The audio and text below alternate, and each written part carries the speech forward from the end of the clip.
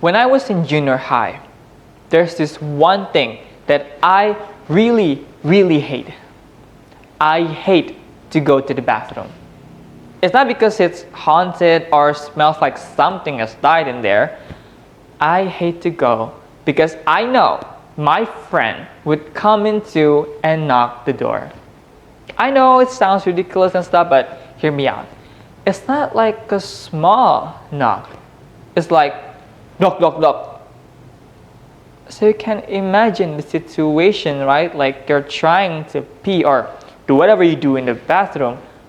Then someone tries so hard to open the door and laughing outside the door. Moreover, when I go back to class, my friends would tease me for personal things I have done in a personal space. Has it ever happened to you like that? Or have you done anything like that? At that time, my teacher would say, "They're kids.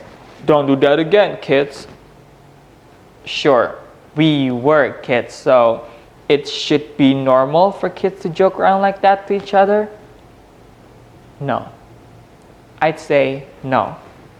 Because bathroom is a private place that let us become vulnerable with our own body. That was a breach of privacy.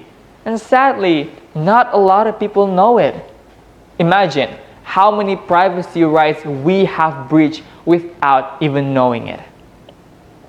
Ladies and gentlemen, we need to learn why we need privacy in our life. Our personal data, our bank account, our ID card, our Google search history. Of course, we respect those kind of privacy, but what about the ones in our daily life? The privacy rights to our belongings, to our body, to our environment. Those are privacy too. As a human being, there are several things that we want to keep to ourselves and do out of public scrutiny. That is fine because that is natural for a human being to have. By disrespecting it, it could cause a different reaction from each individual, from anger, the loss of trust, even embarrassment. So, what should we do to learn to respect people's privacy rights, especially in daily life? During my life that is almost reaching 20, which is scary to be honest, I have learned that our life have been divided into two. The first one, social media life. Second one, real life. And that is natural thing for a human being to have. And there are several ways that I have learned from Google, from school, from my parents on how to respect people, especially in terms of privacy. And they are pretty simple. When I was a kid, my mom always say, knock the door before you enter a room, especially if it's bedroom. At that time I thought, why should I? It's not like they're doing anything illegal in there. I'm pretty sure some of you ever thought about it like that too. But here's the thing. Bedroom is a private, safe space for us. We can do anything we want, from dancing alone or having a conversation with ourselves, even pretending to have a concert on your bed. That is completely fine. Those are not criminal things. Those are not illegal things, but those are the things that we keep to ourselves. Imagine if someone just barges in our room, we feel pretty embarrassed and likely angry too. I mean, if someone walked in when I'm doing like a full choreograph for my tour, I would never step outside anymore. That is how embarrassed I would be. By knocking the door, you give a warning to whoever may be in there that you're about to enter the room so they can prepare themselves for your arrival. Or they can give you a warning if they are unable or unwilling to let you in at that moment.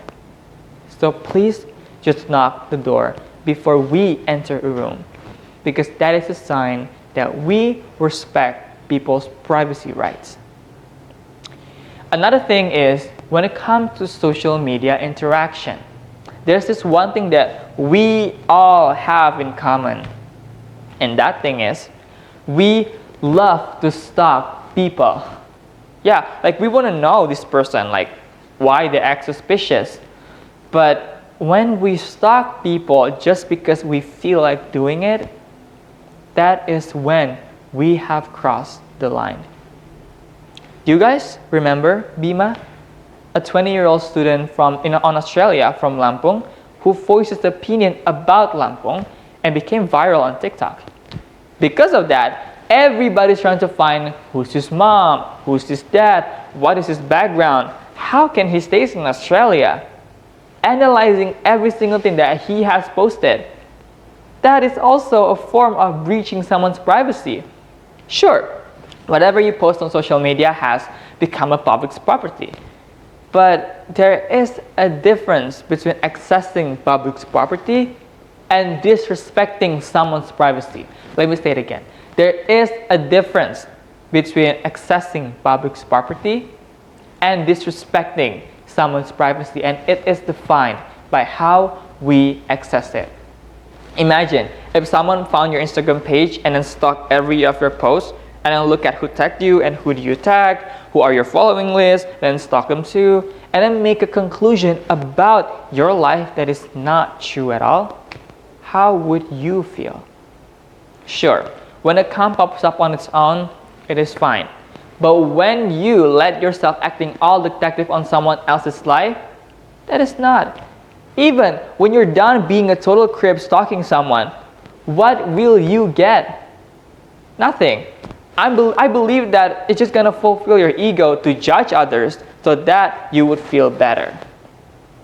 Even Instagram, a public space, will offer us an option to keep our account private because privacy right still exists in social media. Ladies and gentlemen, whether we want to admit it or not, we live under a magnifying glass every single day. The way you talk, the way you walk, who you are friends with, who you date, who are your exes, will be judged by people. And privacy is the only thing that is solely ours. When the only thing that we have is being taken away from us and be exposed to the public, we have nothing left. So to live in a world where we can respect each other, we need to respect their private matters. Here's the thing. Your business is right here, and people business is right here. Please keep it that way, and please just mind our own business unless they let us in. Because ladies and gentlemen, privacy right should always be respected. Thank you.